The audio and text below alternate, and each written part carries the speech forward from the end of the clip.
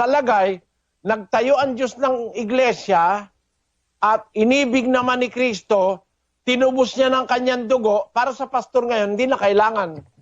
Kung hindi isang dakot na kalukuhan ang pinagtututuro. 20:28 ng gawa. Ingatan ninyo ang inyong sarili at ang buong kawan na sa kanila'y ginawa kayo ng Espiritu Santo na mga obispo upang pakanin ninyo ang iglesia ng Diyos na binili niya ng kanyang sariling dugo. The church of God which he hath purchased with his own blood. Sabi sa Biblia.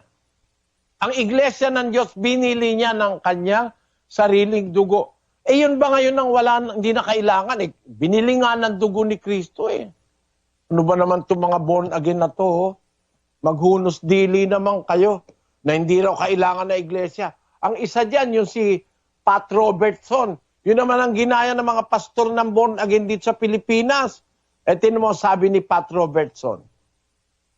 Dito po sa kanilang ang sagot, si Pat Robertson sa pahina 80-81, sa tanong na kailangan ba akong sumapi sa iglesia para maligtas?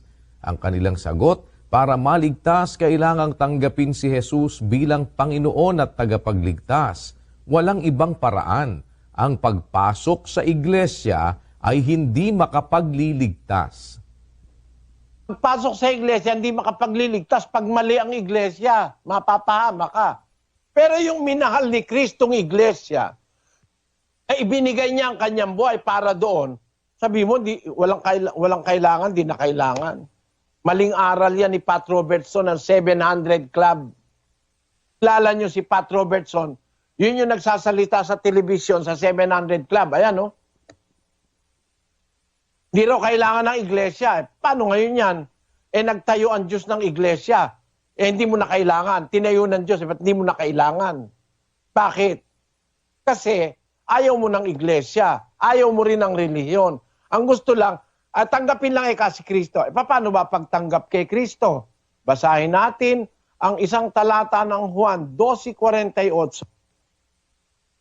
Ang nagtatakwil sa akin at hindi tumatanggap sa aking mga pananalita ay mayroong kapatid na Margia, no? Sabi ni Kristo, ang nagtatakwil sa akin at hindi tumatanggap sa aking mga pananalita. Pagka pala, hindi mo tinatanggap ang salita ni Kristo, tinatakwil mo si Kristo. Para matanggap mo si Kristo, kailangan tanggapin mo yung kanyang salita.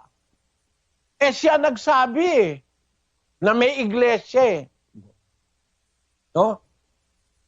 Paano mo tatanggapin si Kristo? Ayaw mo tanggapin yung salita niya. Ayon kay Kristo, pag itinatakwil mo yung kanyang salita, hindi mo tinatanggap, hindi mo siya tinatanggap. Ang nagtatakwil sa akin, hindi tumatanggap ng aking mga salita, mayroong hahatol sa kanya, isang hahatol sa kanya. Ang salitang aking sinalita, siyang sa kanya'y hahatol sa huling araw. Tingnan mo kapatid na Margie, dapat pala para tanggapin mo si Kristo, tanggapin mo pati kanyang salita. Hindi ka pwedeng maging Kristiyano pag si Kristo lang na pangalan ng tatanggapin mo.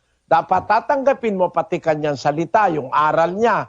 At isang malaking bahagi ng aral ni Kristo, yung pagiging kaanib sa iglesyang totoo. Yan ang dapat ninyong maintindihan mga kababayang born again. Huwag kayong paloko sa mga pastor.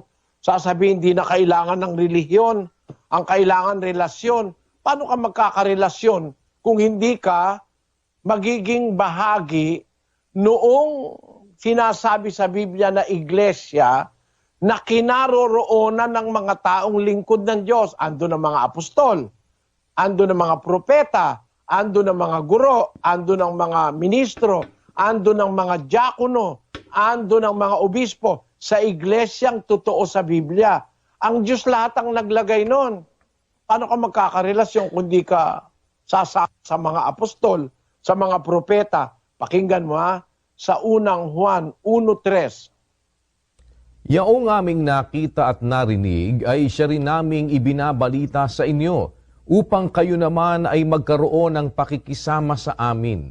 Oo, at tayo ay may pakikisama sa Ama at sa Kanyang anak na si Hesukristo. At ang mga bagay na ito ay aming isinusulat upang ang ating kagalakan ay malubos. Kita mo, kapatid na Margie, sabi ng mga alagad, yung nakita namin, yung narinig namin, alam ba yung narinig nila, de yung aral ni Kristo. Ibinabalita namin sa inyo yon para magkaroon kayo ng pakikisama sa amin. Pagkakaroon tayo ng relasyon sa mga apostol. At tayo'y may pakikisama sa Ama at sa Kanyang anak. Magkakarelasyon tayo sa Ama at sa anak pagka nagkarelasyon tayo sa mga apostol. E paano tayo nagkakarelasyon sa mga apostol? Pagka tinatanggap mo yung kanilang narinig at nakita na kanila namang isinulat.